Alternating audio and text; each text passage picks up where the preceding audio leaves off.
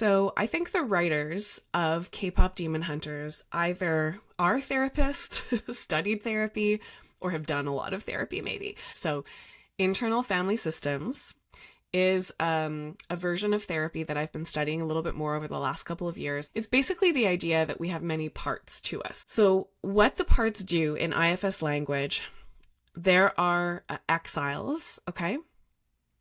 Let's think of these as the demons, all right? So the exiles are wounded parts of us that are often young parts, like child parts, not always, but often, that are repressed, right, in that unconscious sort of sense.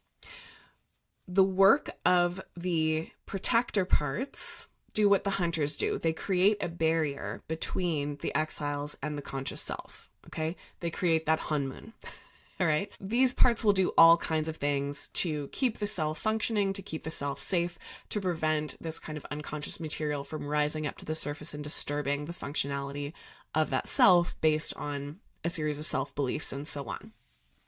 The second role that you will find with parts is what's called an IFS firefighters. So they're really also trying to protect, but the firefighters basically come forward when an exile has busted through that barrier. So when a demon has broken through that barrier and come to the conscious mind, the role of the firefighter / hunter will be to fight. So we see Zoe, Mira, and Rumi doing those two things. They sing to maintain the barrier between the demon world and the human world.